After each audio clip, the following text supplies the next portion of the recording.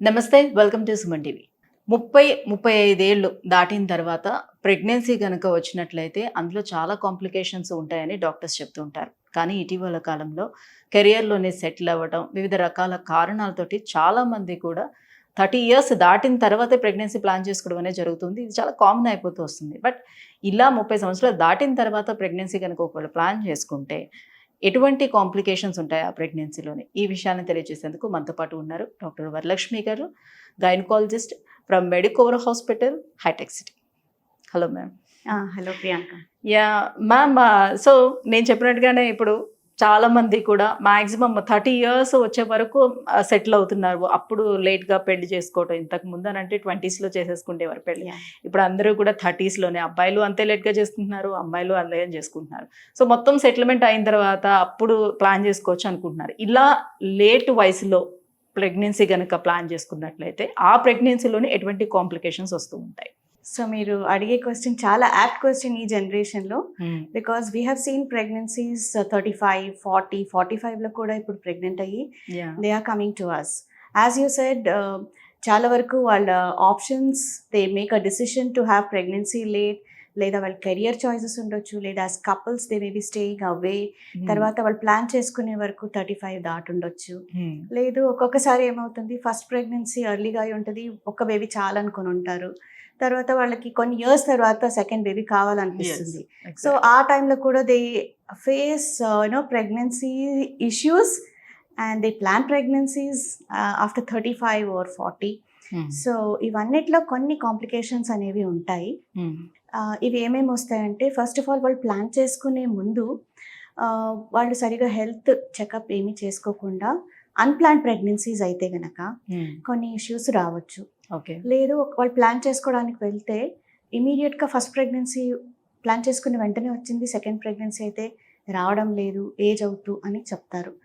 ఎందుకంటే as we know, we are always gifted with the fixed number of eggs. So ఈ eggs అనేవి మనం పుట్టినప్పుడు కొన్ని ఓవరీస్లో ఉంటాయి. ఎవ్రీ మంత్ ఈ ఎగ్స్ అనేవి డిక్రీజ్ అవుతూ వెళ్తాయి అన్నమాట. సో డిక్రీజ్ అయ్యేటప్పటికి 35, 40 వచ్చేటప్పటికి egg quality and egg quantity కూడా తగ్గిపోతాయి. సో వాళ్ళు ప్లాన్ చేసుకున్న వెంటనే ప్రెగ్నెన్సీస్ రావు. ఎందుకంటే స్మాల్ ఆక్సిడేటివ్ చేంజెస్ వల్ల ఈ ఎగ్స్లో క్వాలిటీ తగ్గుతుంది. వాళ్ళు ప్లాన్ చేసుకున్న ప్రెగ్నెన్సీలో స్పర్మ్ మంచిగా హెల్తీగా ఉండినా ఇంప్లాంటేషన్ ఫెయిల్యూర్స్ అవ్వచ్చు. లేదా ప్లాన్ చేసుకున్న తర్వాత 6 months, 1 year తర్వాత కూడా వాళ్ళు ప్రెగ్నెన్సీ కాకుండా they may seek IVF advice అనమాట. సో ఇంప్లాంటేషన్ ఫెయిల్యూర్స్ ఒకటైతే, ప్రెగ్నెన్సీ వచ్చిన తర్వాత ఎర్లీ ప్రెగ్నెన్సీలో అబార్షన్ ఛాన్సెస్ కొంత పర్సంటేజ్ ఎక్కువనే ఉంటుంది. సో అబౌట్ 35-40 వాళ్ళలో అబార్షన్ ఛాన్సెస్ అనేవి ఎక్కువ ఉంటాయి. అది కాకుండా ఎర్లీ ప్రెగ్నెన్సీలో బ్లీడింగ్ ఇష్యూస్ రావడం, ఒకవేళ ప్రెగ్నెన్సీ కంటిన్యూ అయినా కొన్ని జెనెటిక్ ఇష్యూస్ బేబీస్లో రావడం, లైక్ మీరందరూ వినే ఉండొచ్చు, ట్రైజోమీ అంటే డౌన్ సిండ్రోమ్ అనే కండిషన్ కూడా ఎక్కువ శాతంగా 35+, 40లో ప్రెగ్నెంట్ అయిన వాళ్ళలో ఎక్కువగా తెలుస్తుంది. ఎందుకంటే కొన్ని జెనెటిక్ చేంజెస్ వల్ల ఎగ్లో కానీ స్పర్మ్లో కానీ ఈ genetic changes at the time of fusion, egg and sperm fuse అయ్యేటప్పుడు కూడా క్రోమోజోమ్ నంబర్స్ చేంజ్ అయ్యే వల్ల ఈ డౌన్ సిండ్రోమ్ అనే కండిషన్ కూడా ఎక్కువనే. మ్యామ్, ఇది కూడా ఇంకొక రీజన్ కావచ్చు అంటారా? అంటే ఇప్పుడున్న సిచ్యువేషన్ లో అమ్మాయిలు చాలా ఎర్లీగా మెచ్యూర్ అయిపోతున్నారు కదా, సో దట్ వాళ్ళకి ఎగ్స్ కూడా కొంచెం ఎర్లీగానే రిలీజ్ అవ్వడం అది జరుగుతుంది కదా. ఎర్లీగా మెచ్యూర్ అవుతున్నారు అండ్ లేట్ గా పెళ్లి చేసుకుంటున్నారు. సో మీరు తెలుసుకుంటే చాలా ఆశ్చర్యపడతారు. At the time of birth 1 to 2 million ఉంటే మెచ్యూరిటీ వచ్చే వరకు already we have lost so many eggs, you will be left over with only 4 to 5 lakhs. So early maturity వస్తే ఎవ్రీ మంత్ ఒక 20 eggs they will try to get in to the race. Out of which only 1 egg will develop into the ovum, proper egg లాగా rupture అవుతుంది. So every month when they start మెన్స్ట్రుయేటింగ్ and when they have that menstrual cycle, 1 egg తో పాటు another 20-30 eggs are getting wasted. So total number of years ఎక్కువ అయ్యే వరకు the quality of the eggs and the quantity తగ్గిపోతాయి అన్నమాట. So ఈ మధ్య కాలంలో ఎవరిని చూసినా కూడా నార్మల్గా కన్సీవ్ అవ్వడం అనేది చాలా తగ్గిపోతూ వస్తుంది. బికాస్ ఆఫ్ ద రీజన్ ఇదే అయి ఉండొచ్చా, లేకపోతే వాళ్ళకి ఐ మీన్ మెచ్యూర్ అయిన తర్వాతే కొన్ని ఇయర్స్లోని థైరాయిడ్ ప్రాబ్లమ్స్, పీసీఓడి అన్నీ కూడా స్టార్ట్ అయిపోతూ వస్తున్నాయి, దీనివల్ల కూడా అయి ఉండొచ్చు అంటారు? So there are many reasons ఎందుకు ఈ మధ్యకాలంలో ఐవీఎఫ్ కానీ ఫర్టిలిటీ ట్రీట్మెంట్స్కి ఎందుకు వెళ్తున్నారు, న్యాచురల్గా కన్సీవ్ ఎందుకు అవ్వట్లేదు అనడానికి that could be related to our lifestyle, the food habits, no exercise, lot of time we sleep or sit, do not do any kind of physical activity. దీనివల్ల ఏమవుతున్నాయి, ఈ లైఫ్ స్టైల్ డిజీజ్ అనేది start అయింది, like PCOD, early ఏజ్లో diabetes రావడం, early ఏజ్లో obesity రావడం. ఇవన్నిటి వల్ల what happens is the body is not having that normal hormonal milieu. అంటే నార్మల్ హార్మోన్స్ మనకి రీప్రొడక్షన్ కానీ, ఎగ్ రిలీజ్ అవ్వడానికి, ద యూట్రస్ లైనింగ్ ఫామ్ అవ్వడానికి ఈ హార్మోన్స్ సరిగా రిలీజ్ అవ్వట్లేదు. As a result of which వాళ్ళకి ఎగ్ క్వాలిటీ తగ్గుతుంది and they do not conceive that early. So అదే 25 years 20 మధ్యలోనే వాళ్ళు ప్లాన్ చేసుకున్నారు. సో అప్పుడు ఇంకా they have a good chance of becoming pregnant early. But అదే వాళ్ళు ఇంకా ఏజ్ ఎక్కువ తీసుకొని 35 తర్వాత వాళ్ళు ప్లాన్ చేసుకునేటప్పటికి the quality of the eggs, as I have explained, will reduce, the hormones also will keep changing. And వాళ్ళకి అప్పుడు తెలుసుకొని నాకు ఇంకా ప్రెగ్నెన్సీ రావడం లేదు అని వాళ్ళు సీక్ చేసే వరకు they would have crossed 30-35. So ఆ టైంలో న్యాచురల్ ప్రెగ్నెన్సీ ప్లాన్ చేసుకోవడం it's not going to help. In many of the cases they may require IVF treatment. Okay. So ఒకవేళ లేట్గా ప్రెగ్నెన్సీ ప్లాన్ చేసుకున్నా, లేదంటే ఒక బేబీకి ఇంకొక బేబీకి మధ్యన గ్యాప్ తీసుకొని కొంచెం ఆ ఏజ్లోని, కొంచెం లేట్ ఏజ్లోని ఒకవేళ ప్లాన్ చేసుకోవాల్సి వచ్చినప్పుడు బిఫోర్ వాళ్ళు ఎలాంటి ఎగ్జామినేషన్స్ అనేది చేయించుకోవాలి, ఎటువంటి డయాగ్నోసిస్ చేయించుకోవాలి? Yeah, so this is the right time to intervene. మీరు ఈ క్వశ్చన్ అడిగినారంటే this is so important part of education అని అనిపిస్తుంది. If they are planning for a pregnancy later in their life, first they have to come to the doctor and get their basic health checkup. ఎందుకంటే 35+లో diabetes రావచ్చు, మనకి తెలియకుండా BP ఉండొచ్చు, thyroid issues ఉండొచ్చు, obesity వల్ల వేరే ప్రాబ్లమ్స్ ఉండొచ్చు, cholesterols ఎక్కువ ఉండొచ్చు. సో ఇవన్నీ మనం హెల్త్ చెకప్ చేయించుకోకపోతే తెలియదు అనమాట. అండ్ మనం ఏదైనా ఒక ఫంక్షన్కి వెళ్ళాలంటేనే బాగా ప్రీ ప్లాన్డ్గా తయారవుతాము. But when you are planning for a pregnancy, it is a lifetime it is a lifetime preparation to give birth to a healthy child కదా. So we have to reach out to the doctor, get a basic health checkup, address all the concerns. వాళ్ళకి ఏం doubts ఉన్నాయి ఇవన్నీ డాక్టర్తో discuss చేయాలి.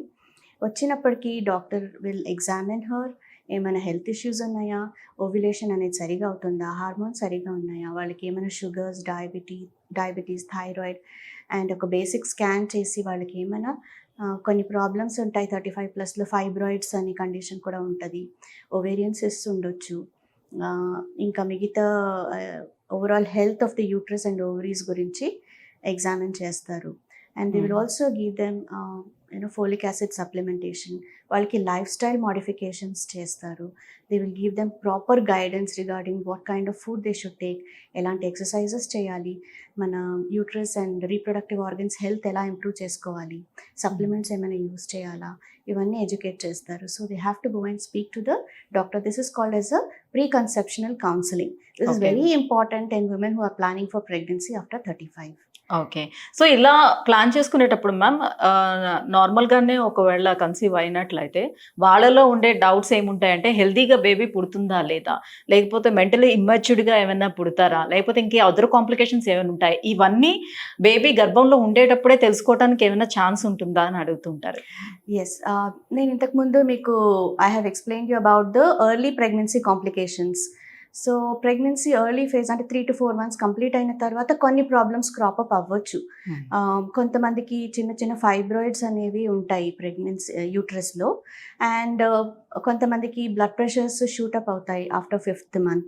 కొంతమందికి diabetes అనేది బయటపడుతుంది as we go through the pregnancy path.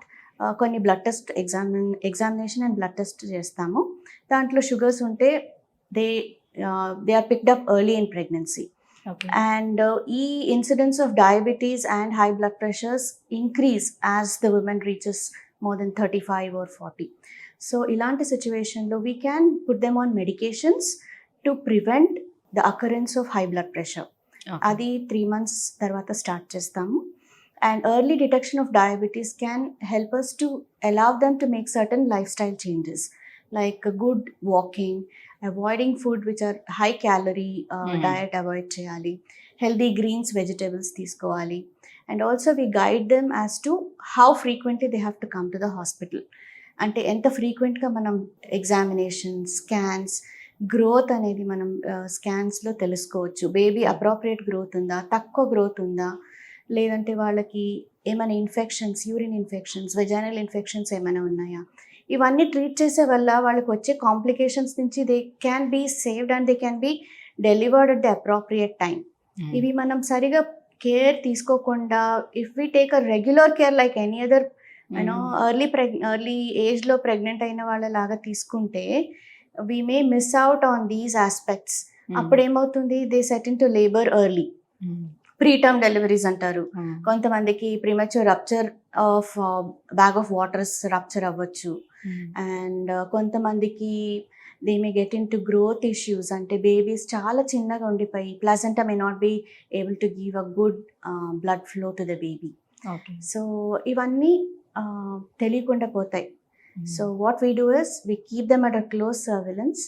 We put them on any prophylactic medicines and growth scans అనేవి 36 weeks అంటే 9th month వచ్చిన తర్వాత we call them for growth scans as well as the fluid levels check చేయడానికి every week. దాంతోపాటు we call them for a test called NST. NST అంటే ఒక baby monitoring system that is done every week. We get to know whether the baby is happy inside, ఏమైనా problem ఉందా, baby movements అన్ని మంచిగా ఉన్నాయా, ఇవన్నీ తెలుసుకోవచ్చు. ఇది కాకుండా we advise the women to follow up the baby with the kicks. So baby మంచి కిక్స్ ఇస్తుందా లోపల, after every meal baby is being active, ఇది వాళ్ళు రాసుకొని మనకి let them come back to us if there is any problem అనే ఒక caution కూడా మనం వాళ్ళకి ఇస్తాము. Okay, but thank you so much ma'am. So elder ఏజ్లో కనుక ప్రెగ్నెన్సీ ప్లాన్ చేసుకుంటే ఎలాంటి కాంప్లికేషన్స్ ఉంటాయి, అందులో ఈ విషయాలన్నీ కూడా వివరంగా తెలియజేసినందుకు thank you so much. Thank you.